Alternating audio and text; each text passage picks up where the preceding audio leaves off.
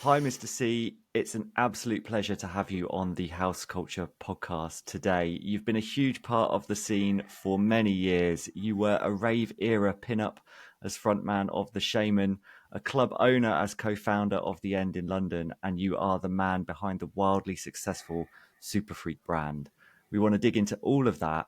However, can we start at the beginning and find out how you first discovered music when you were growing up in London? Well, my mother always liked to play music, so from birth, she was always putting records on a record player, and so I guess that was my first influences was listening to what my mother liked, which was a mixture of things, a little bit of country, but mostly soul. She used to love like the Commodores and the Stylistics and all those kind of bands. Barry White was really big with my mum, so I had that black music influence from a very young age. That was the music that I really liked. So I guess that was my beginnings of music, and sort of pre the age of 5, Yeah. 6. And then I got into Elvis Presley a little bit for a Okay. couple of years, until he died, in fact. And then it was quite bizarre. The day he died, I took the posters off the wall and gave all my records away. And my mum's like, "What are you doing?" She freaked her right out. I'm like, "He's gone, Mum. It's time to move on." And it kind of like, I can't remember, I was about 9 or something, 10 Yeah. years old. She's like, "What?" So He's that was a bit of literally an odd dead to one. me now. Yeah, he's dead to me. Yeah, he's gone, Mum. I've got to move on. And then I became an ABBA fan for a couple of years. Okay. I liked all of their hits as a kid. I thought they were great. Something about ABBA that just captured me. It's still my guilty pleasure today. Yeah. I did that for a while, which also I think probably because through my love of soul, Hmm. that ABBA really hit me because they're a very soulful band. Yeah, Yeah. Yeah. like Yeah. the melodies and the harmonies is very soul, Yeah. and that really opened my mind to disco quite a lot more, Hmm. pop disco, of Yeah. course, and then. When I was 13, 1979, I got captured by the whole ska thing, Yeah. Madness and Specials and Selector, really big for me. So for about 18 months, I was a rude boy. I did the whole shebang. I shaved my head, two-tone suits, Ben Sherman originals, Yeah. Crombie, Trilby hat or a pork pie hat. I went the whole 9 yards, which I've been known to do.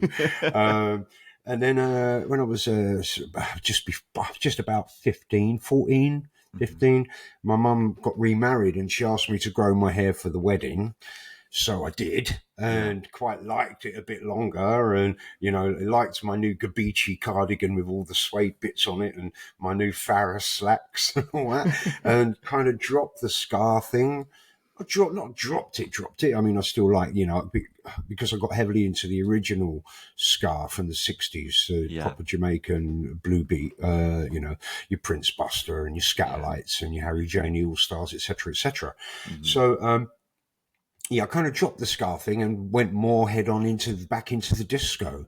Yeah. So from the age of 15, 16, 17, 18, I was into soul, funk, Hmm. Hmm. disco, Italo disco, Yeah. in electro when that came along. Brilliant. And so, such a wide, varied basis there in terms of a musical education. And like you said, you kind of went all in on one thing and then quickly moved on and went all in on something else. And, Yeah. when that kind of led to you then going out first to kind of nightclubs and experiencing nightlife, what kind of scene were you looking for and getting into during that period? Well, I mean, I just like disco. I was a disco baby, so Yeah. disco was it for me. Of course, as we moved into the 80s, disco did start to become a bit more electronic. Like with the introduction of like more synths and stuff into soul and disco, and like electronic noises and sounds. That was all. I was all about it. I loved Yeah. Italo disco. Got caught by Giorgio Moroder as a kid, and loved everything about Italo. But also when the electro scene very Yeah. first started, I was blown away, being into all that. I heard the very first tracks that were coming through and became an immediate fan. I was into robot dancing before body popping, Yeah. before break dancing. And it was the break dancing that made me actually, because I got thin hair. Spinning on my head was a big fat no. I was never going to do it. And also, I think by the time we got to like 1982, 1983, Yeah. there was a lot of these young kids like 12, 13 years old doing all these amazing body popping moves and breakdance stuff, and I just wasn't supple enough for all of that. Do you know, I couldn't, so that was something for me. I had to move away. That was when I actually started writing rap lyrics when I was 16 Yeah. in 1982. Because I just felt I needed to stay a step ahead of the breakdancers. Yeah, and I mean, like, and people think about rap and hip hop. I mean, at 82, especially in the UK, that is like super early. What were you hearing that was inspiring you to do that, or was it just something that was inside you just wanted to No, it get was, out? I just liked disco. So, look, the first rap track that blew my mind was that stupid manufactured tune that everybody knew and loved. It was like the boy band, the manufactured boy band of rap, the Sugar Hill Gang, and Rapper's Delight. And we all a 15-minute long 12-inch version. I knew every word of it. So I'd rap along to that. And this was before I started writing my own lyrics, but that was kind of the catalyst for me to be interested. Yeah. And like, being a body popper and everything. And I got to 16 and I was like, you know what, I want to rap. I'm into rap. I'm going to do some of that, and started rapping, like writing all my own old school lyrics and started rapping to that, basically driving everybody mad. All my family and friends are like, "Oh, shut up." They'd ask me a question, I'd answer in freestyle rap. Like, get out of there, will you? So there was a lot of that going on. I think it went there from there for me as a rapper. And I continued to push that through the 80s right up until I became a DJ and beyond that, to be fair. Yeah, and so so at that point, you wanted to be some kind of like musical performer. You saw that as your Yes. route through as a Yes, career. at 16, 1982, I was 16. And, I knew that I was going to be working in music. I was keen on writing lyrics. I was already clubbing. I started clubbing at 14, like going to the Lyceum Ballroom in London and Busby's and all the rest of it. And, by the time I was 16, I was going to the Titanic in Mayfair and debutante clubs. But, I was always into it. I was fascinated by clubbing, fascinated by music, fascinated by dancing. And, once I started writing lyrics and rap lyrics and practicing, I knew I wanted to be a rapper. And it was quite a funny story. When I started, I used to hang out with a guy called Robert Brown. And he had a couple of turntables and a little mixer at home. And they were belt drive. There was no pitch controls on them, but we kind of learned to get tunes together. And then we would rap, and we would start rapping together. And we both said at the same time, let's both start rapping lyrics. So I called myself Mr. C, right? And he called himself Buster Rhymes, and he'd found tapes from New York that all that way back, right? It was Buster Rhymes. It was one of them. It was one of the big rappers anyway. And he started he was rapping all these lyrics, and I'm writing to keep up with him, and he's stealing them from tapes that he was getting that had got over from New York. People would so he'd get these cassettes, and he was just using those lyrics and rapping those lyrics. And there's me keeping up with him, writing on my own. And after a few months of it, he's got Richard, got a confession. These are not my lyrics. I'm copying them on the tapes. And I was like, hey, you bastard. But it was quite funny because, it elevated me to keep up. I had to keep up with that standard and did so, but I thought very easily and very well. So at 16, we was all on CB radio back in the day. For those of you that are too young to know about CB radio, it's what truck drivers use to talk to each other. All that breaker 19, breaker 19. But back then, everybody had one. It was a bit like being on Facebook. It was a way of socially networking. Yeah. So I think that like CB radio was a way of being a social network, and we'd all be on CB radio. Everyone had one, like everyone. And we all had our handles, and we go to breakers clubs.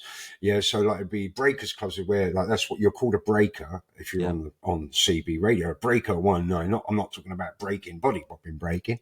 Yeah. So we'd go to these breakers clubs, and in London, of course, we was all completely fascinated with disco. So these breakers clubs would all be a DJ, and we'd all be listening to disco, soul, funk, all the stuff that we listened to in discos. And that was when I first got brave enough to get on the mic and rap, and it went down an absolute treat, that was my sort of very beginnings. Yeah. First time I rapped in a proper club was the following year when I was 17, and my stepfather and my mother took me away to Tenerife on holiday. They was going to take my twin sister, but she'd been a naughty girl, so I ended up going instead, and went into this club there in Playa de las Americas, right on the this club. I can't remember the name of the club. It was a man's name or someone's name. I can't remember the name, too long ago. But I went in and I said to the geezer in there who's DJ, and I said, "Can I rap?" He said, "Well, you want to rap along to something?" I went, No. I'm not. I don't rap along. I'm a rapper. I've got my own lyrics." He's gone, "Really?" I went, "Yeah, come here." And I started rapping in his ear, and he was like, "Wow. All right, yeah, get on the mic." He said, "Have you got any specific tunes you like?" And I said, "I don't know. Have you got Heavy Vibes by Montana Sextet?" And he's like, "Oh yeah, I got that, yeah." So he put it on, right? And so, but now he stopped the music, right? He's got on the mic. He said, "We've got a very special rapper from London. His name's Mr. C, and he's given me the mic."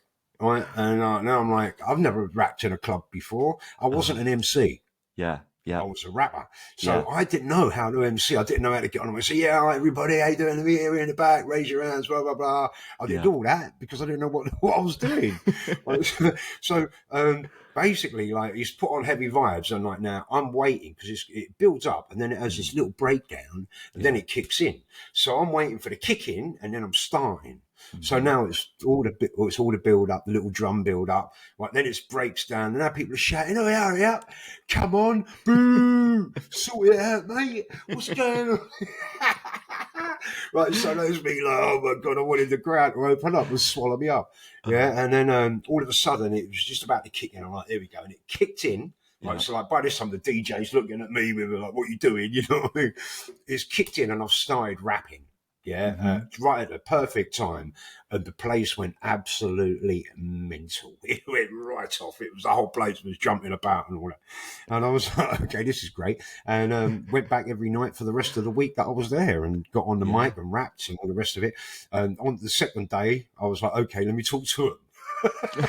Before the bit comes in, and I said to him afterwards that I was waiting for that bit because he was like, "What happened?" So now we know he's got the tune ready, and he's putting it in from the breakdown, not from the very beginning. He's doing a little fade in. Do you know what I mean? And then I could talk to him. "Hey, how you doing?" I thought, right, let's talk, get him lively a little bit. And that was my very first time I actually MC'd. Yeah, because to MC is to talk. It's not really rap. It's let me hear you. It's MC. Absolutely. Yes. And that was my beginnings, and then from that I was absolutely addicted. Yeah. Every club I went to when I got home in London, I'm harassing the DJ. "Let me get on the mic." So, I mean, that was what came first for you. Obviously, did you want to be producing your own material in terms of production as well, or were you just like straight up, "I just want to be a rapper and just my voice"? I just straight up wanted to be a rapper. I didn't really want to make the music. I'm naturally talented with music, and I didn't pick music in school. My music teacher crying to my mum, "You've got to make him pick music." And my mum, "I can't make him do anything he don't want to do." And I didn't pick music. But he's like, "I've been in Holloway School for 13 years, and your boy is the second natural talent I've had. You've got to make him do it." And he's like, nah, I can't make him do anything. So I already did have a natural talent, but for me, it was about performing. It was about being Yeah. on a microphone and rocking the room. And that was what I wanted to do at 16, 17, 18. And it wasn't really until I've made my first record that I decided I need to be doing more than this. I need to be DJing. I need to be making records as well, making the music as well. So that was when I started to change from being Yeah. just a rapper to a DJ, promoter, I'd already been started promoting it already. Yeah, and I mean during that era as well, especially early late 80s London, with everything that's popping off in terms of the acid house party explosion, and you were a big part of promoting your own events as well during that kind of period.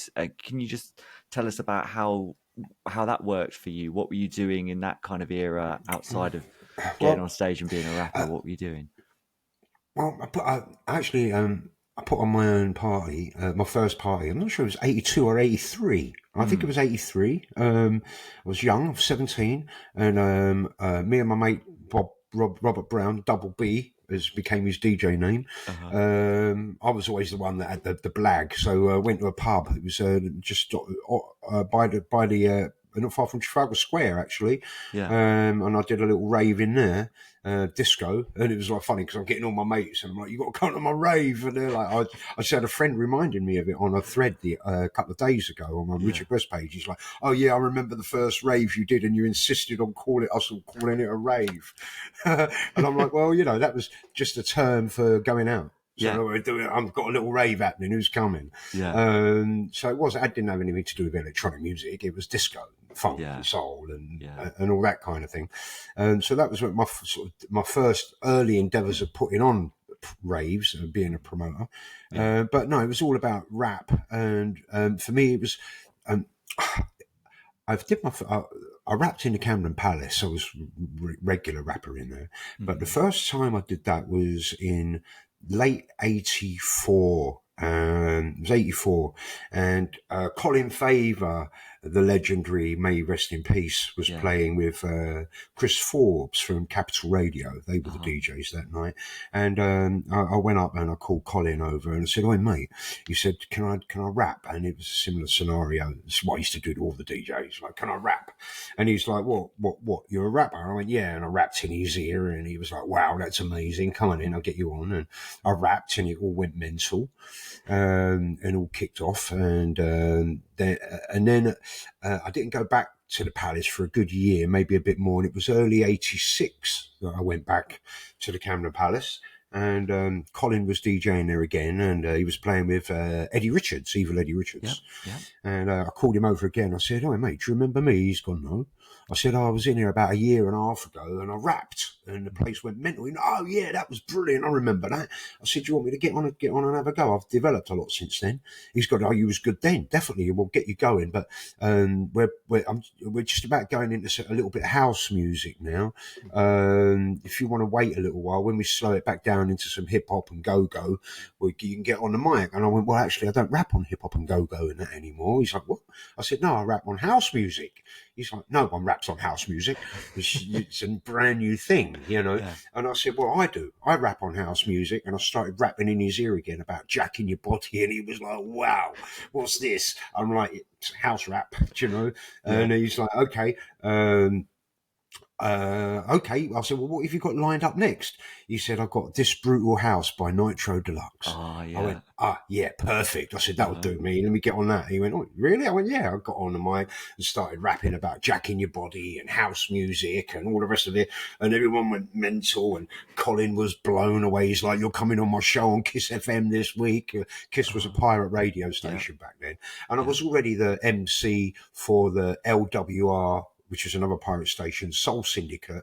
I've been working with Ron Tom extensively, and also with Jasper the Vinyl Junkie, rapping on house music with him, and of course with one of the Godfathers, Jazzy M. But it was more with Jasper, because Jasper and Jazzy were mates, so it kind of crossed over into some of Jazzy M stuff as well. And that was it. I dropped hip hop like a ton of hot bricks because I actually switched because hip hop started getting a bit aggy for Yeah. me. Like, when I started writing raps, it was all about good times. It was all Hmm. about having a good time, or maybe some like consciousness lyrics, as we used to call them, when we're rapping about politics or whatever, Yeah. and, and it was all about the good time. And then all of a sudden it started to get a bit aggy and a bit Yeah. gangster and a bit, look at how hard I am and my fat Hmm. gold chain. And I'm like, you know what? Fuck off. I'm not doing it. I'm not doing it. And I'm dropping that. I'm Yeah. swerving it. It's a bit slow. I like it more up tempo. I was always a disco baby. I'm Hmm. going to go for the house music, and I've changed all my lyrics. I started writing lyrics about jacking your body and house music is, and Yeah. that was me. I was Yeah. into that, and. Eddie said Eddie Richards from that day in the Camden Yeah. Palace. He was like, "Oh, I've got a studio in Milton Keynes, and I've just started my own little record label." I'm like, "Oh, what's that?" He said, "It's called Bad Records with 2 A's." I'm like, "Oh, Mac Attack, Art of Drums." He's like, "Oh, Uh-huh. you know it?" I'm like, "Yeah, I've just got it." He said, "Oh, it's my first release." I'm like, "Oh, brilliant tune, Go Go." I Yeah. like my Go Yeah. Go, and he was impressed that I knew what his label was. So. We went up into the studio up in Milton Keynes, which is where he lives, and went up into his studio, and we're like, doing some stuff. We made one track. We sampled "Fashion" by David Bowie, Yeah. and I did some raps on that, but that didn't really make it. We didn't finish the track. It was just an idea. Yeah. And then he said, "I've got this track that I'm doing. And what do you think?" And he's played it to me, and it's like 117 BPM, deep house, like proper, really deep, profound. And I'm like, "Oh, this is lovely, right Yeah. up my street." Can't rap on it though. It's not really for rap. Rap should be a bit more bouncy, a bit more lively. This is a Yeah. bit deep for that. But I said, "But I've got an idea." He said, "What's that?" I said, "How about I talk on it, do a spoken word?" He said, "Well, what do you want to talk about?"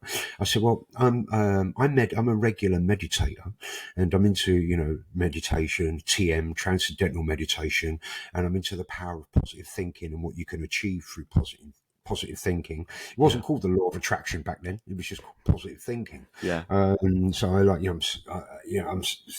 I started meditating when I was 17, and now I'm like 19, and so I'm like quite experienced, and I'm using all these techniques for manifesting and visualization and all the rest of it. So can I do a spoken word about that? He's gone, "Yeah." I said, "All right, here's the idea. I want you to speed the tape up. Right, I'll do the vocal, and then you slow it back down." So it made my Ah. voice go a bit more like this, like Yeah. a bit more godly. Uh-huh. And I did a spoken word for 6 minutes about meditation and the benefits of meditation and positive thinking and what you can achieve from it.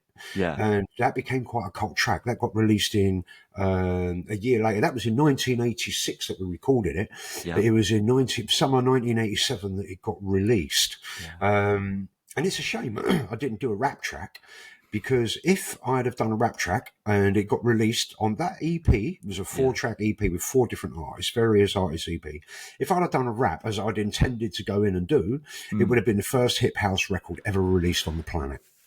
Yeah. So I Well, kind I of missed mean, it. I missed a trick. yeah, you were hip house before hip house was even hip house. It It's was, yeah. yeah. Well, this is it. No, I'm a house rap inventor, as they Yeah. say. But yeah, that was 1980s. That was 1986. Yeah. And there was one time I was with Jasper the Vinyl Junkie at the Cricketers in Chertsey, Yeah. and he had a PA from Adonis who was doing No Way Yeah. Back. Yeah, Hmm. and I was rapping and stuff like that on house music, and Adonis was blown away. He's like, "We've got to record this.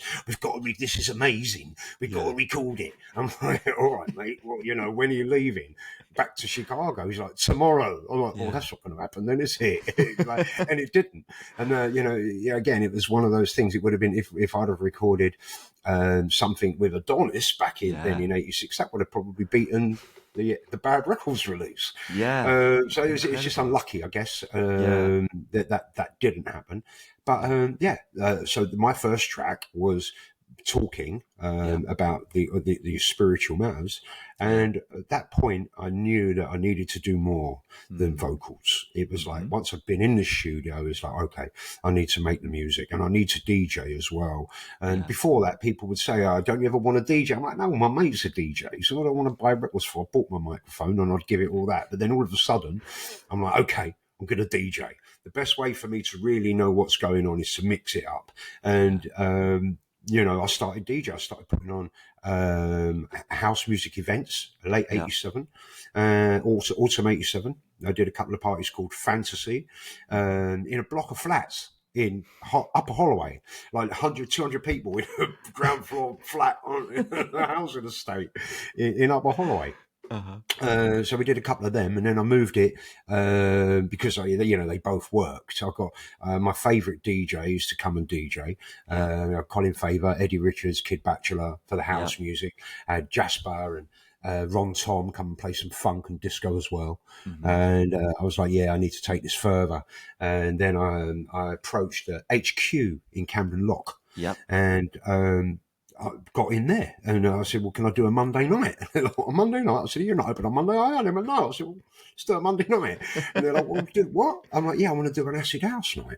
Mm. And they're like, oh, okay. So I got all these banners painted up with the girl that I was with at the time, Rebecca. Mm-hmm. She painted all these banners, all like really nice, colourful, we put them all up, flat UV lights, white light gun, flashing strobes, smoke machine, and started off doing acid house. That was February, the first Monday of February 1988.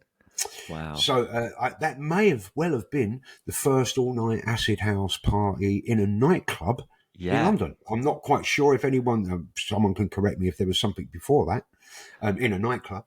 I mean, there were things before that, like Shum was before that, but that was Balearic, and it was in a fitness centre. It wasn't in a nightclub.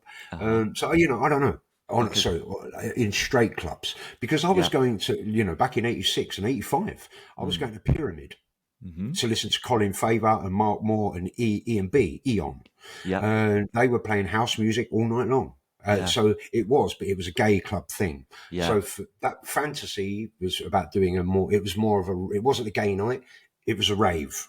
So there's a little bit of different music, same music, but the crowd and the attitude behind it was pretty different. Yeah. And, you were promoting these events, you were writing your own material, producing your own stuff and DJing as well, all at the same time. You were really in the thick of it, right? Yeah, 20 years of age. That's incredible. And, so in terms of like moving on beyond that, obviously, I mentioned the Shamen at the top of this, and they were already existed before you kind of got together. Yeah, and they got together in 1986 as a psychedelic rock band in Aberdeen. Yeah. How did that work? Like the story that I've read, correct me if I'm wrong, is that it was Paul Oakenfold played a part in you being introduced to them. Yeah, yes, he did. Yeah. Well, it's a weird one because what happened was Charles Kosh, the Shamen manager, moved down to London in 1988 to get the band a publishing deal and a record label deal, and stumbled across this thing called Acid House at a place called Clink Street, London Bridge, the Clink Prison. And that was where we did the RIP parties all through spring and summer and autumn 1988. I was the resident DJ at that and also one of the street promoters for it. Basically, Charles Kosh had been to that and was coming to that on a reg, and he got in contact with the band and said, look, you've got to come down and check out this thing. You're supposed to be a psychedelic band. You need to check out Acid House, mate. It's proper. So Colin and Will Sinnott moved down to London to come and check it out, came to Clink Street, blown away straight away, and immediately changed their blueprint to Acid House. Amazing, yeah. Right, so they got Eddie Richards to do a remix. They got Bam Bam, who done Where's Your Child, to do a remix. And this is the beginnings of the Acid House era for the Shamen. But I'm partly responsible for turning on their manager and getting him to come down.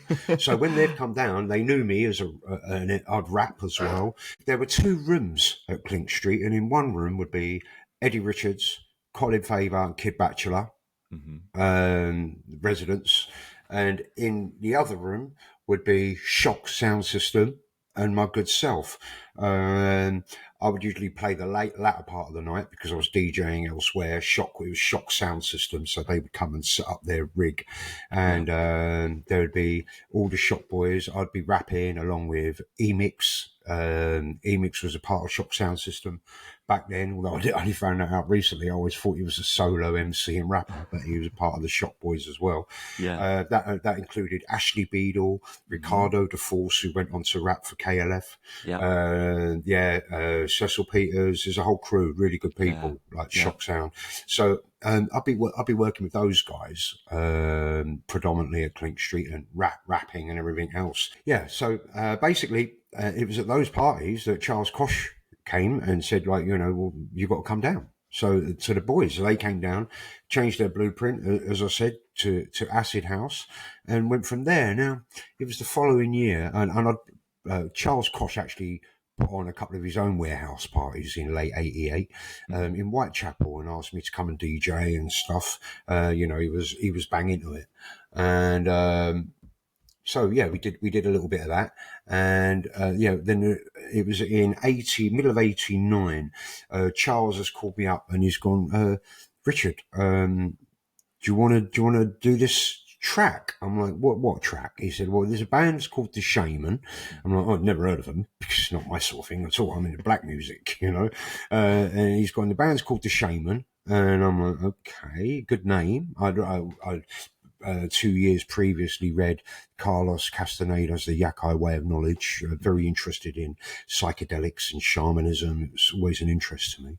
And I said, well, I like the name of the band. And he said, what's the song? He said, it's called Move Any Mountain. I said, oh, yeah, sounds positive. He's like, yeah, it's about being able to move mountains. It's right up my street, being a meditator and, thinking positive about things. And I said, this is right up my street. I said, yeah. And I listened to the track. Yeah, I don't know, bit white, bit industrial, a bit alternative dance, sort of post-punk electronic for me. I don't know, I'm not sure. And then I thought about it, and I thought, you know what, if I can add my style to this, it could work. And and it was Paul Oakenfold that actually said to the band, do you want to speak to Mr. C? Because when he was asked to do the remix for Move Any Mountain, Colin Angus actually said to Paul Oakenfold, we're looking to consolidate this track with a rapper. And Paul Oakenfold said, well, it's only one rapper on house music. It's got to be Mr. C. Yeah. And they're like, oh, why didn't we think of that? We've been listening to him at Clink Street, and we've been listening to him at the Dungeons in Leabridge Road. We were very aware of Mr. C. What a great idea. Yeah. So it was basically him mentioning it and them going, yeah. And then Charles, the manager, who I knew anyway, because I played for him at his warehouse party, he was copying what we were doing. And I said, all right, look, I'm going to do this, but I'll only do it if you let me do a proper house music remix, because it's a bit deeper. All this alternative pop stuff ain't really for me. He's gone, all right, go on then. And they've agreed to let me do a remix. And that was the beginnings of me joining the band as a guest rapper and a guest producer. Yeah. And I did the C-Mix and the C-Mix dub of Move Any Mountain as my house music versions.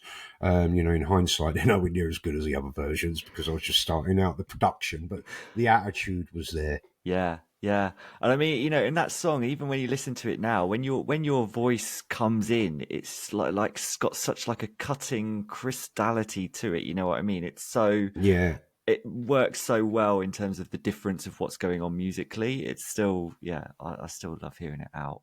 Yeah, it's a brilliant song. And Paul Oakenfold did a fantastic job in creating those club versions, the Land of Oz version, brilliant. Yeah. And then the remixes that came after it were all very, very good. There was lots of great remixes of that. But I think, when Paul Oakenfold had finished with it, it turned out way better than I thought it would. It was a proper house music track.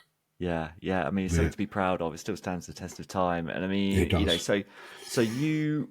From that point onwards, you were very much like a kind of guest for the band, and then you'd integrated. And then, at what point did you integrate yourself, and you were a permanent fixture? Was it for the live events, or what was going on there? Basically, there was another rapper with the band, brilliant rapper called Lex Icon, and he was great.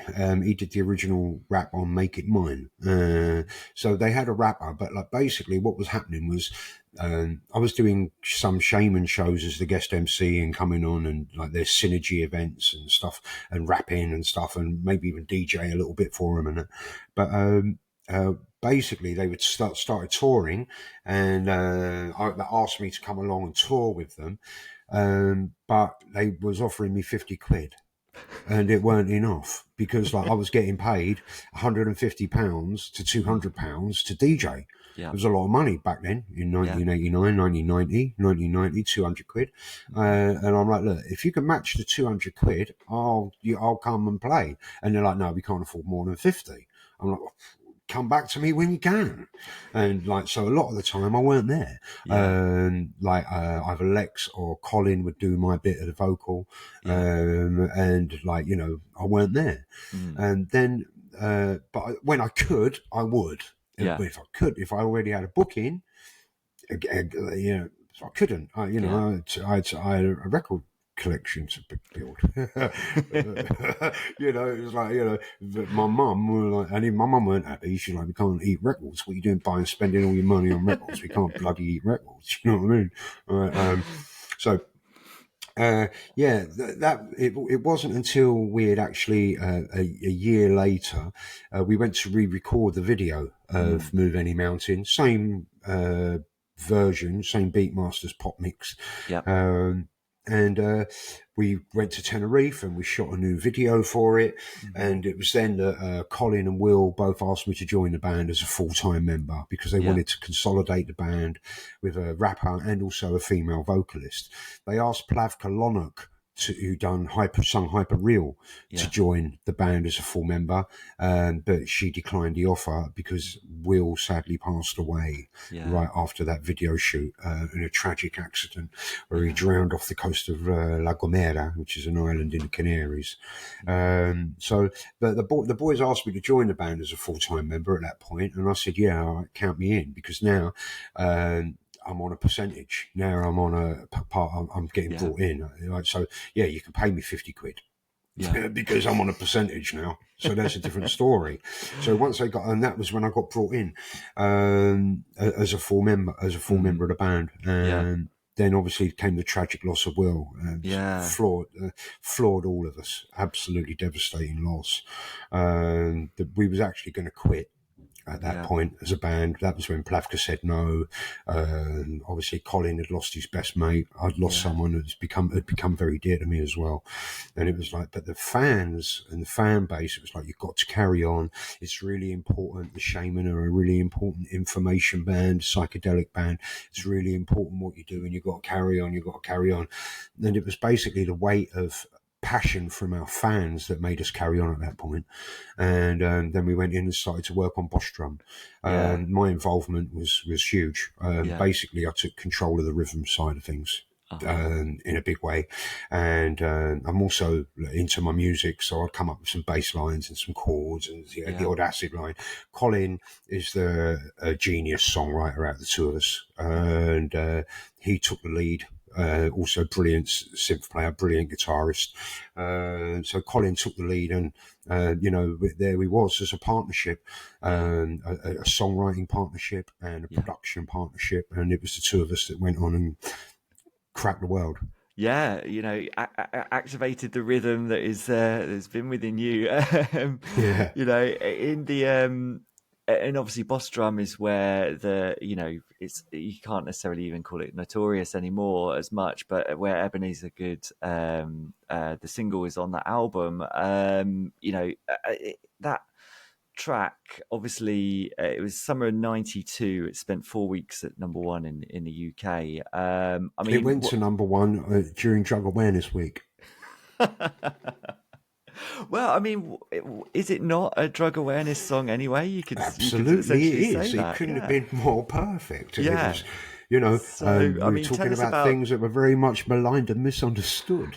Indeed, yeah. So, I mean, tell us about the inspiration, how that came to be, that song, and the character of Ebeneezer, and the alliteration, and all of that stuff. We're doing a gig, Synergy versus Decadence, at the Town and Country, the Forum in Kentish Town. And we've done our turn. We've done our bit on the stage, and then afterwards we'd go backstage, take off all our black stuff and all the rest of it, put on a jeans, t-shirt, baseball hat, glasses, get out on the dance floor and have it. Right? People wouldn't really recognise. Sometimes it's, hold on a minute, is that fucking Mr. C standing next to me? Or is that Colin? You know what I mean? But we'd be out on the dance floor getting involved.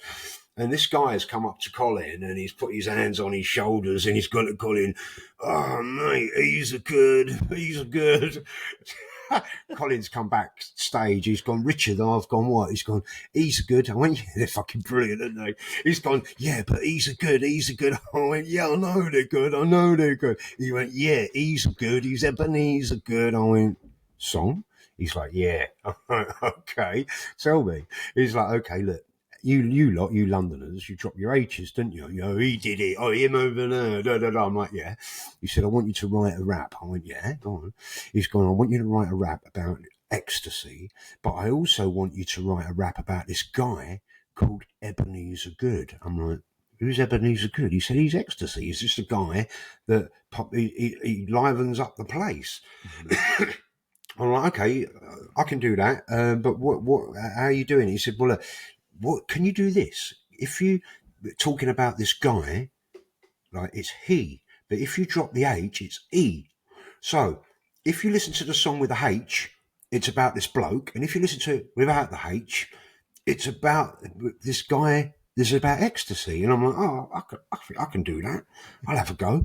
And he said, "Okay, well, who do we base the character on?" So we thought, all right, well, there's Paul, there's Nick, there's Chris, there's all these people that are around us, like a couple of DJs, a couple of drug dealers, lighting engineer, a couple of party promoters, and we made a composite character out of our mates who were all proper real people. Yeah, so we made this composite character, and we thanked them, and they all got a silver disc for their inspiration. Okay, that's good. So we made this composite character, and I went away and wrote the lyrics. Obviously, Colin had already come up with a chorus, so there's the chorus. "He's a good, he's Ebeneezer Goode," and then I've written the lyrics and given them to Colin, and he's like, "Oh, that's good." But Colin's an intellect. I didn't even go to school in the 4th and 5th year of secondary school. I was totally truant by the last couple of years. So Colin's like, "Oh, let's change this word to this and a bit more colourful." His language was way more colourful than mine, much larger vocabulary than I had.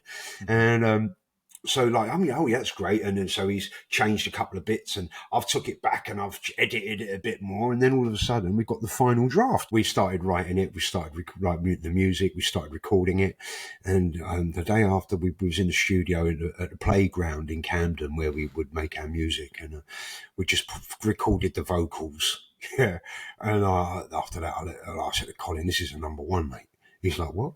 I said, this is a number one hit." He's like, "You reckon?" "No, yeah, without any doubt." He said, "What'd you say that for?" I said, "Well, it's not just the catchiness, but it's the beginning. It's that naughty, very naughty. Right at the beginning is going to turn on every square banking type bastard in the land." And he's like, "I reckon you're right." And off it went.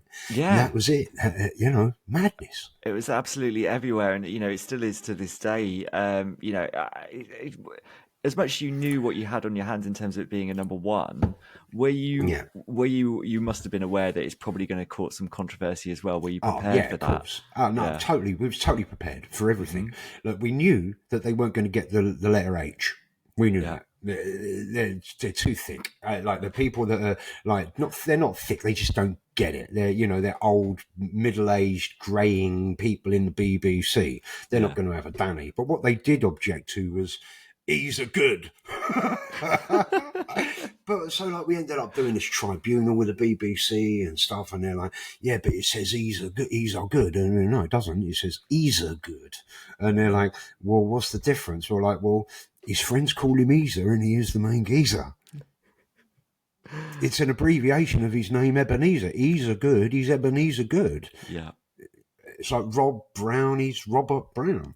Do you know what I mean? That's what it is. And I swallowed it. Yeah. Never got banned. Did not get banned. It's the people that the popular myth is what it did get banned, but it didn't.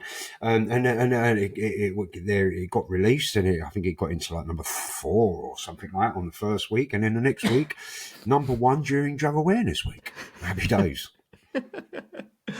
a fitting tribute. I mean, and obviously because it's number one, and you had a top of the pops experience as well. We've spoken to quite a few people on this podcast who have had, you know, their hits in the charts, and they've got to do their top of the pops experience. What was that like for you as a moment? Was it something like, look, Mum, I've made it, or was it exciting, or were you like, I'm being No, I completely think subversive with this no. song? The Look Mum, I've Made It came with Move Any Mountain when we did Top of the Yeah. Pops for that the year before in Ah, 1991. okay, yeah.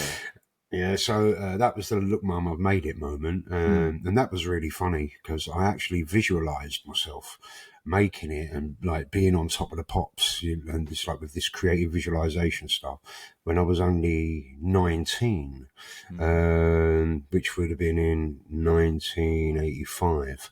I visualized it all. We're now in 1991, and doing the Top of Pops performance for Move Any Mountain, and I'm seeing exactly what I visualized 4 years before. Yeah. And it kind of flipped me over. It's making me laugh. If you have a look at the video, you can see I'm kind of restraining, giggling at the beginning of the performance because it's freaking me out that what I'd visualized is happening right now, right in front of me. And it's a bit mental. Yeah. And that was a bit of a strange one. I mean, being high on ecstasy made it even stranger. And, off we went. But that was the Look Mum, I've Made It moment. Yeah. So with Ebeneezer Goode, it was very different. Yeah. And, we refused to do lip stink, we called it. So like when we did Move Any Mountain, it was all live vocals. I was mixing in breaks on top of it in the breakdown and all that live guitar bits. You know, we had a real proper live edge to us. So we refused to go on Top of the Pops unless we could do live vocals. And of course. so they said, all right, we'll let you do it. And they didn't generally let people do it, but we persuaded them. So we did that, and we did Move Any Mountain. And then we did it again with obviously the first big hit off of the Bostrom album was Love, Sex, Intelligence. Yeah. So we did it again with Love, Sex, Intelligence. So by the time we got round to Ebeneezer Goode was my third time on Top of the Pops. Yeah. We did Ebeneezer Goode twice on that as well. You watch those performances, and obviously the first one is very much the radio. But it's the radio edit. Yeah. That was hilarious. The second performance is like, it's a full-on acid house remix. That was evil. Well, we said to him, we want to do a remix. We're going to do all the live vocals, but we're going to do something a bit special. And they went, all right. So we did. We used Eddie Richards' remix of it as a backing. We asked him to come on stage with us, and he refused. So we actually put a skeleton. We dressed it up as Eddie Richards. We got a skeleton, and we put it like he used to wear a denim jacket and all that. So we dressed a skeleton up, put it behind a synth. It's quite brilliant for that version. Very, very, very, very, very, very, very funny.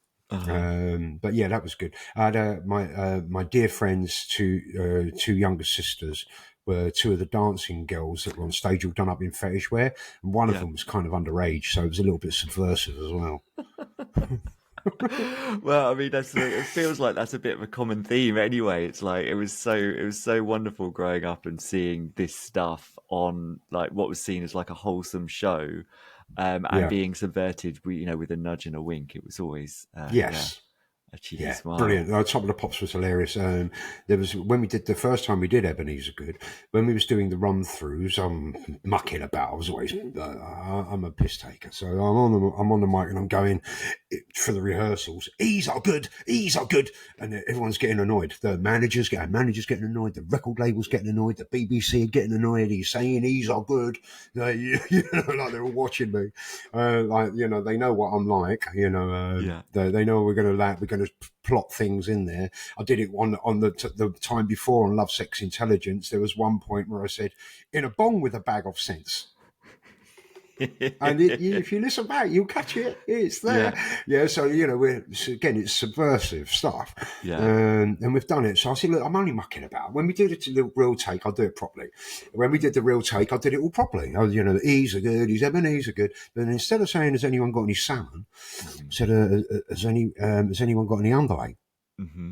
So after the show, they're like, what's this underlay? I'm like, it's rubber. Goes under your carpet. And they're like, no, but what's underlay? I'm like, it's rubber. They know it's a drug reference. I'm like, how's it a drug reference? My manager's going, oh, it's Speedy Gonzales, underlay. I'm like, no, let me say, very inventive of you, but no, it's just underlay. It goes under the carpet. Don't worry about it. So a few days later, I'm on BBC Radio 1 with Mark Goodyear. Prime time, middle of the afternoon, right? And we're doing an interview, and he's gone, so tell me, Mr. C, is there any drug references in Ebeneezer Goode? I'm like, well, actually there is. And I will apologise and confess to it live and exclusive right here to the nation on BBC Radio 1 with you, Mark Goodyear. I will confess. He's gone, all right, so what is it? I said, you know the bit where I say, has anyone got any salmon? He's like, yeah. I said, well, salmon is a Cockney slang for salmon and trout. Which is salmon trout, which is a snout, which is another slang word for a cigarette. And I really shouldn't be promoting the government drug of nicotine, because thousands and thousands of people are dying every year from lung cancer and emphysema because they're buying the government drug. And I really have to apologise to you now. Right, so he's gone. Right, so he's gone. So on Top of the Pops last week. Is that why you didn't say, has anyone got any salmon? Is that why you left it out? I went, yeah, exactly. He said, but you said, has anyone got any underlay? I said, yeah. He said, what's underlay? I said, it's a rug reference. I think that was my finest moment. It's definitely up there. I love that. That's hilarious. Yeah, brilliant. That is absolutely brilliant. I'm gonna fast forward a little bit, but I do really want to talk about the end as well, in terms of your time as. That was December '95. I think I have it. Correct. Is the end? That's the opening. Yeah, we opened the first Saturday of December '95. I think it was the 5th. Yeah, and you were the obviously co-founder with Leo Paskin. What was the inspiration for bringing this club to life? Why did you want to get involved and do that? Well, it was a dream of mine anyway. I was a rave promoter. To have my own club was a dream. Yeah. Now, a dear friend of mine, it's one of my best friends. His name's Paul Francis, and he was DJing under the name Unique at the time, DJ Unique. And we were all through '92. We organised all the harmony parties together. And when it was in '93, Leo was talking to Paul about this venue that he's got. He's got like this space as a basement, and that his dad Douglas Paskin from PKS Architects, one of the best architects in the country, he's an absolute genius architect, and he'd been commissioned to turn this into some sort of a space that could be used for some sort of social thing or something. It's a space.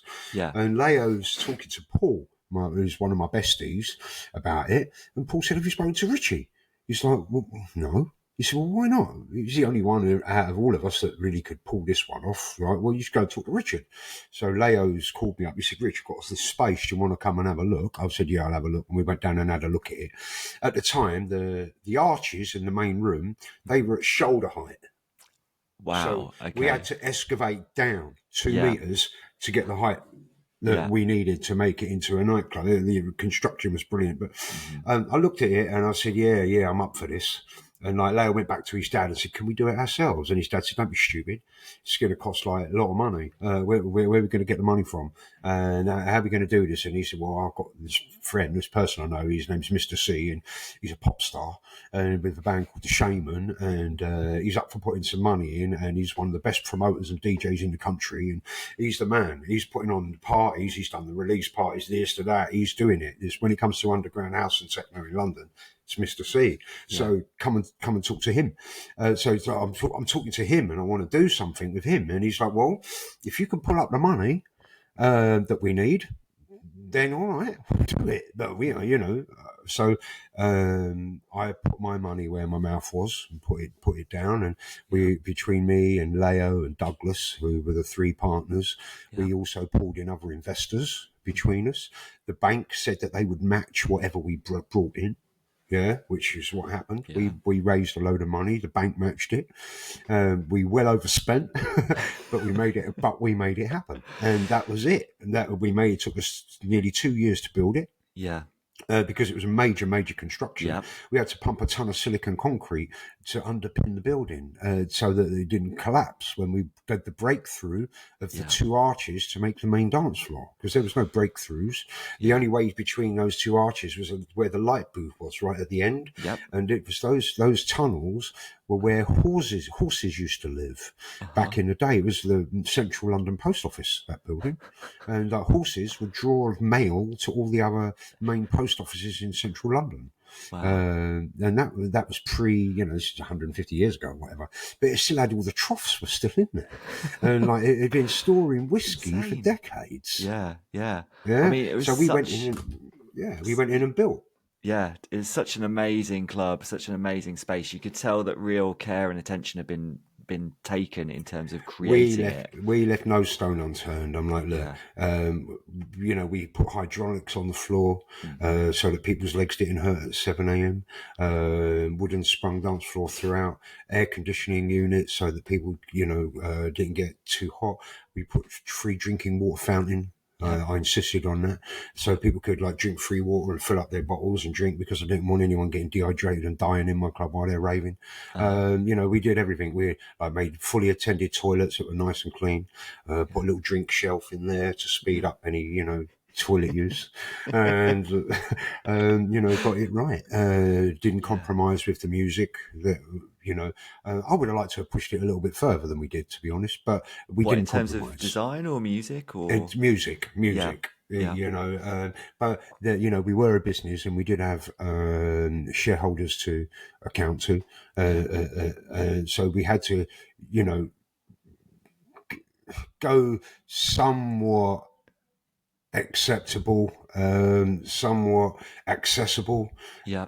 I would have liked to have taken it further, but it would have been suicide if we had, Well, I mean, but as a club generally, you really were marked out as quite different, I think, during that period. We were. Anyway. And actually, as the years went by, once we Zoe Paskin came in, Leo's sister. She became managing director, and she was absolutely brilliant. When she came in, everything started changing.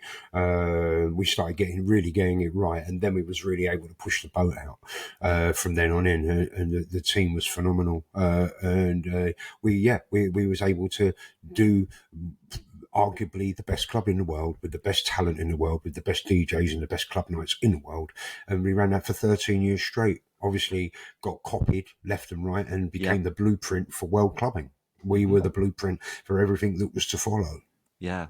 And, in terms of that being uncompromising in terms of music taste and choice, you look at who was playing there regularly, even during those early years, things like Laurent Garnier, Sven Väth, Daft Punk played there, Fatboy Slim played there. Yeah, Ronnie Size, you could just go Ronnie on. Size, LTJ Bookham, Andy C. It's just insane. Carl Cox, Darren Emerson, Dave Angel, all the proper boys. A lot of the Americans came through. We had residencies with Derek Carter. We had people like Kenny Larkin and Stacey Pullen and all the Detroit boys. We had Lost and Burundi in there. We had Bugged Out. All their fantastic nights in there. We had there's nothing like it in the world. No, not at all. And we've spoken to Steve Lawler actually for this podcast recently, and he obviously had his Friday Harlem Nights, which was brilliant. that was my experience at the end was those nights, and they were always incredible. It's such a shame, like when the club kind of closed and its demise, but you guys, you did it right in that you had a long goodbye, right? Didn't you? You could say that. Yeah, well, no, we knew when it came to the closing of the club, we knew that now we've got, we were open 7 nights a week at that point, and functioning better than, it was unreal. And so every night, we had Errol Alcon with Trash on a Monday, and we had the Players on a Tuesday, and we had Discotheque on a Wednesday, and we had, all the nights that we had there from, the Promised Land nights with Bookham, and the nights that we had with, the drum and bass nights. Everyone deserved their own closing party. Yeah. So it was basically a month of closing parties until the very final closing party. It was probably 2 months of closing parties, to be fair. The last this and the last that. And that was a tough one. But then we actually closed on the 23rd of January 2009. Yeah, and you know what's your overriding memories of that club and that era and the music for you when you were playing there? You know, what immediately springs to mind when you think of that era? Me and Merv playing back to back, Subterrane. We would go on these journeys. Would just twist people, dent their melons right up. We would twist people's brains. Like what me and Murph did in there was unparalleled, I think. And it's strange that Murph didn't go on to become an international superstar. He's still my favourite DJ in the world, and he's 90% blind. He's unbelievable. And like me and Murph, what we used to do, and we always had amazing guests. Like I say, people like Dave Angel was a regular, Darren Emerson, Stacey Pullen, always had amazing guests.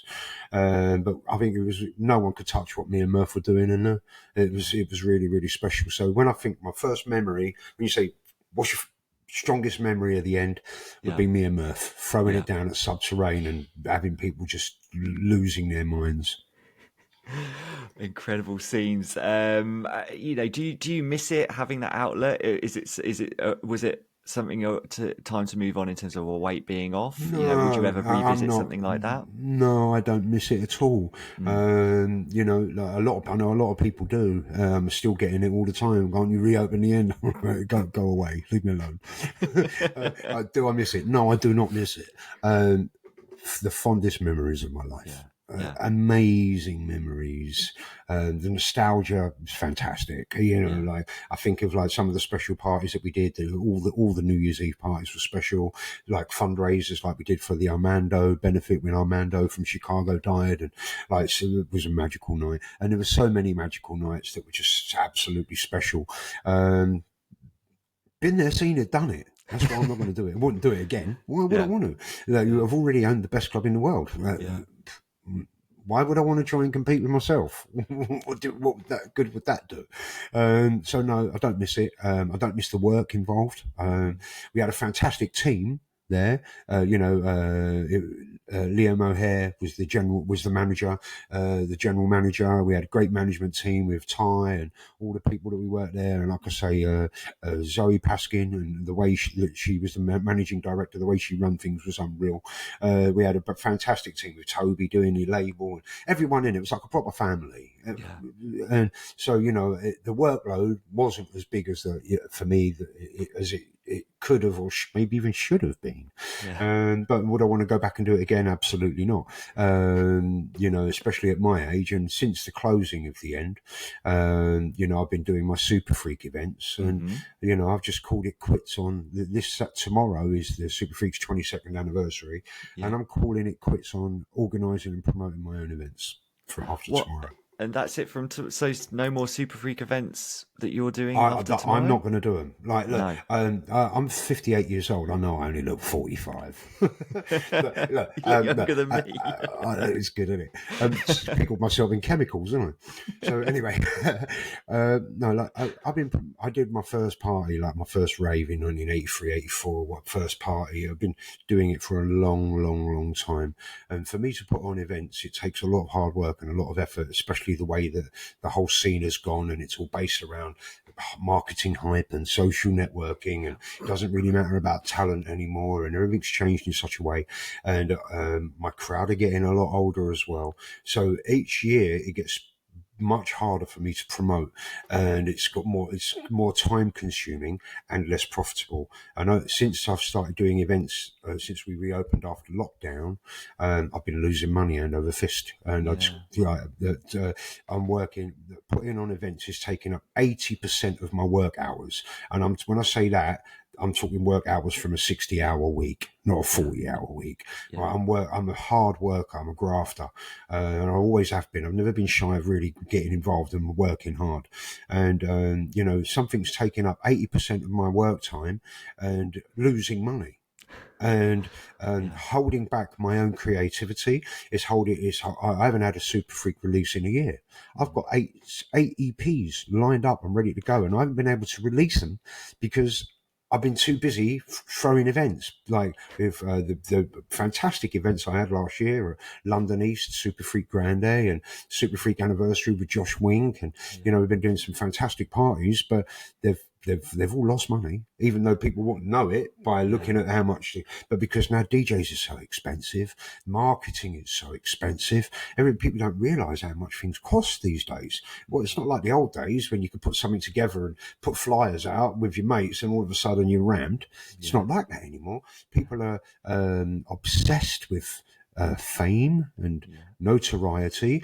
Everyone wants to listen to all these big cheesy DJs that are miming sets and like playing absolute crap, and like it's all become a generic load of commercial bollocks. And if you're into good quality underground, forward-thinking, fun, mischievous dance music, you're in trouble. And that's been me. So from tomorrow, I'm quitting because I need to concentrate on my record label. I need to concentrate on my music productions, and I need to concentrate on my DJ work. Yeah, I'm still busy as a DJ. I'm still playing in great spots around the world. And with all this new equipment that's just come out, I'm ready to take my DJ sets to the next level with, I've just got myself a new Pioneer set up, and I've got two CDJ 3000s, the V10 and the DJS 1000 and sampler. Well, that means I'm going to be coming with some live remixing, not just mixing up tunes, but I've always considered what I do to be in a way live remixing.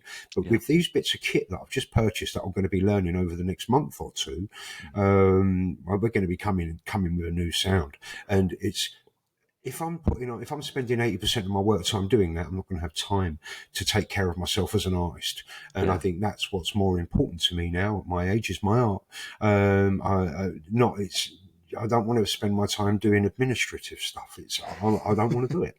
So I'm ready to quit. Now, once I've got that all going, by spring, I'm going to have the first Superfreq release, and then they're going to come thick and fast. Every 2 or 3 weeks, a new Superfreq release, new Superfreq release, new Superfreq release, and you get a new Mr. C release, because now I'm going to have time to make some more music. So I can really be the artist. I can be an artist again.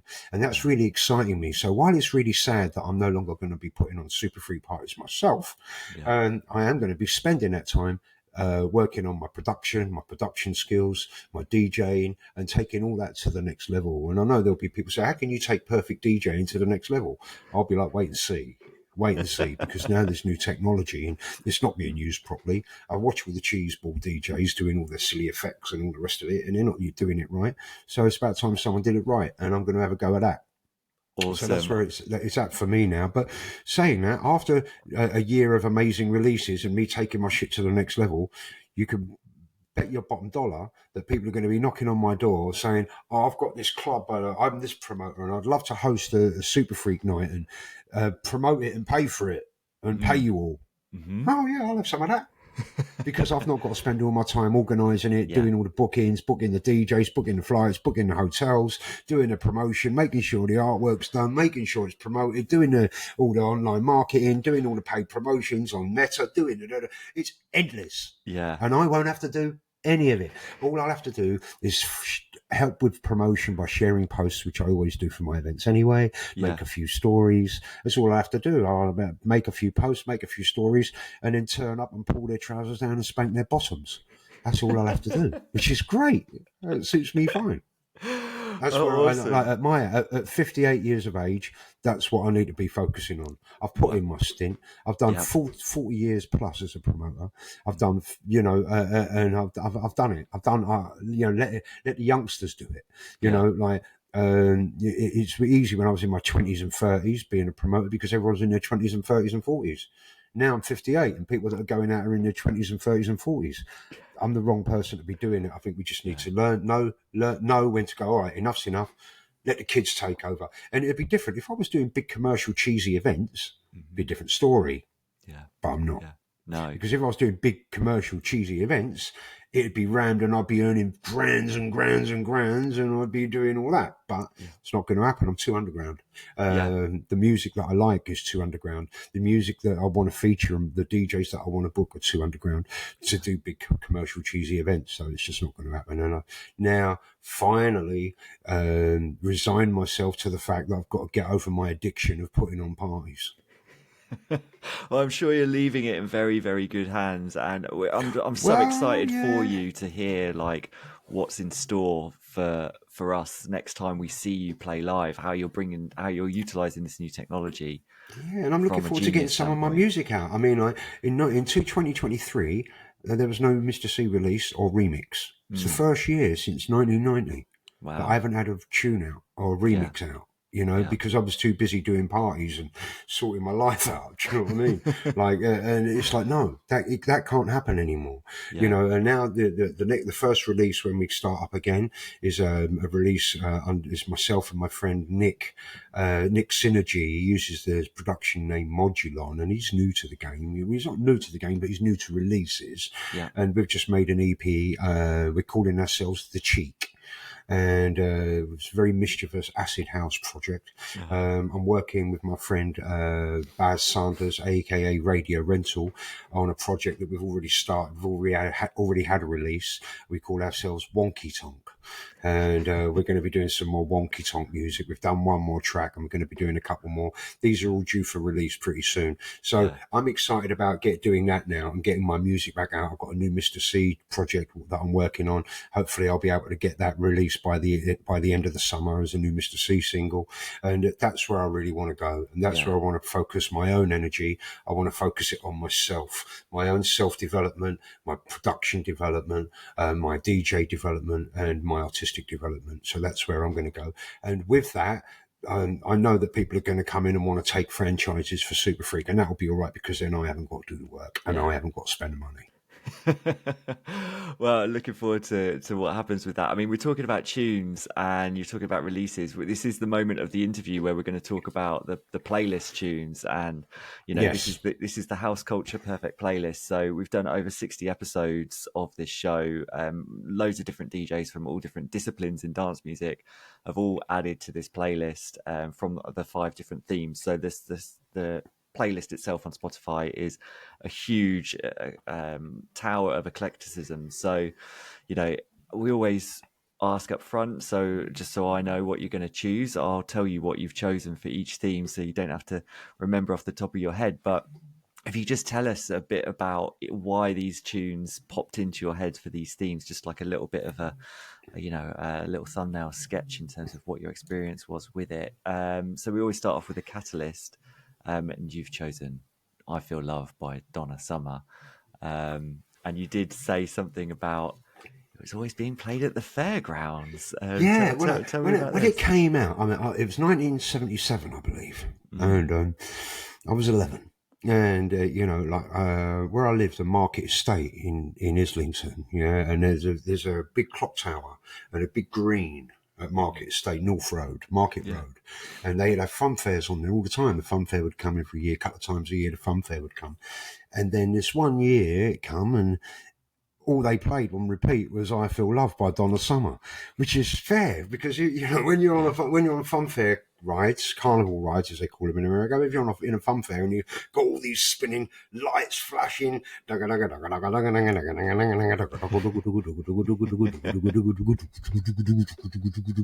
my mind. Just that there. That mental blew my mind. I was at the fun fair every day just so I could listen to it on repeat. It was like, wow, 11 years old, been blown away by electronic music. Giorgio Moroder in full effect. Donna Summer. It blew me. It just blew me away. That was the beginnings of my fascination with electronic music, without any doubt. That was the catalyst. Yeah, awesome. Okay, next choice was a floor filler. You've chosen something from your Superfreq label, which is Yes. Protonism by G Moore and B Vision. Yes. It's some journey. It goes here, it goes there, it ends in some I kind of think like it's one of the best acid house tracks ever written. Yeah. It's phenomenal. The beats, the production are sick. It's like deep tech drums and deep tech beats, that house hybrid sound before it got polluted by all the commercial numpties. When I say tech house, I don't mean the crap that people think I mean. I mean house techno hybrid of and it's got a donk on it. It's got some serious weight on it, and that all those acid lines just drive you up the wall. And it's always a floor filler. It's a good few years old now, that track, and I still play it. It's in almost every other set. I'm playing that record because it just drops. It's brilliant. it's one of those things that, when G Moore sent it to me, that's G Moore of the Bora Bora fame from Ibiza.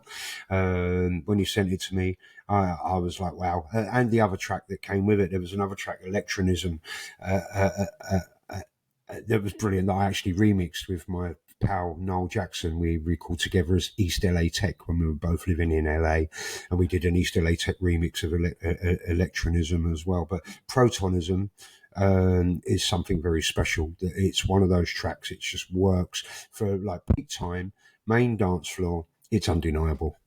Perfect choice for a floor filler. Okay, and the next one is a sunsetter. You have chosen a I don't think there's anything more beautiful than this track in electronic music. I'm happy to hear any arguments about it, but We'll beat him up. It's all right. Yeah. There isn't anything any more beautiful No, than this. Belfast by Orbital. Belfast by all. It's stunning. Everything about that song, the melodies, the harmonies, like the way the chord progressions, and it's just stunning. Yeah. It's just stunning. What can you say? And for a sunset, you can imagine the sun, just the ball just sitting on the horizon and dropping, and as the pink hits all the clouds, listening to that, I mean, yeah, how good does it get? I mean, I was like, I was going to go, maybe I should go for Unfinished Symphony, but no, Belfast came right in there, and we get at it. No, it's a welcome addition. Thank you for choosing that. And okay, so this is a tearjerker, and this I always struggle to remember names of tracks. I'm very good with like what the label looks like or the sleeve looks like, and I saw it written down and was like, oh, I think I know this one. As soon as I put it on, I was like, oh my god, it's this. It's Hayden Andre presents Subculture, isn't it? It's The Voyage. Yeah. On Strobe Records. It's deep house. It's very, very, very. It's garage. I mean, you call it garage, you call it deep house. I don't know what you want to call it, but the song. And there's just everything about it. I've got my hairs standing up on and talking about it. Yeah. And the song, the guy is singing, Marcus is singing about shamanism. It's about, I look into the stars and I wonder why this world is such a mess. Will my children live to see what little beauty we have left? People abuse what we've been given, greed by the way they're living. And it just really speaks about how we're ruining the planet. And then it goes into this shamanic chorus, like, people dancing to the message far, far, far away and teach me to fly. And it's like flying off into the, those choruses are absolute shamanism. And about that, to being able to fly. And with the sentiment of the song and about saving the world and saving the planet and evolving as a human to fly into the future. It's a tearjerker. I put it on, it makes me well up every time. Yeah, it's a beauty. Okay, so the last tune, crowd are asking for one more. What do you play? I love this. Sums up the cheekiness, I think, of everything we've just talked about. Is Debbie McHale, Debbie's Adventure from 1989. I must admit, I've not heard this before. No, not many people do. Like I was one of the few people that played it. I found it on this album, by Debbie McHale. Garbage. This album, 9 rubbish tracks, and one gem that is in my top 5 electronic tunes ever made. And it's a short song, but it's a Debbie McHale talking about how we should dance like the children dance and play like the children play and laugh like the children laugh. We should be free and come with me on this magical journey into the dance. It's beautiful. It's stunning. It's cheeky. It's got kind of circus playground. And I played it when it came out, and a few DJs copied me and got it. They would never have found it, and still to this day, people don't know it. People don't know what it is. It's one of those rarities. And on the times when I do play it as the one more, people lose their shit. It goes right off every single time. Awesome, wicked choice. Okay, so that was the last track. This is the final question before we finish up. We always ask our guests, because this is the House Culture podcast. We are House Culture, and obviously the culture of house music, dance music. It's a movement. It's a youth movement that's existed for nearly 40 years now. Obviously you've been a big part of this scene and the culture of this scene. When someone says like house culture and you think of the culture of this scene, what does it mean to you? What springs to mind in terms of the feelings that you Equality. get? It means equality. It means breaking down the barriers. It means love. It means giving. It means compassion. It means sharing. We are a community. We're here together to break down the barriers that stand between us. It's about ending racism, ending homophobia, ending transphobia, ending sectarianism, ending Islamophobia, ending all of the anti-Semitism, ending all of this, and ending sexism, ending fascism. It's a rebellious culture where we're meant to come together with love and support each other and dance to evolve the human race together. What a place to finish up on. Thank you so much. That's brilliant. Awesome. Thanks You're for more than taking welcome. part. It's been my absolute pleasure. Really good to talk to you.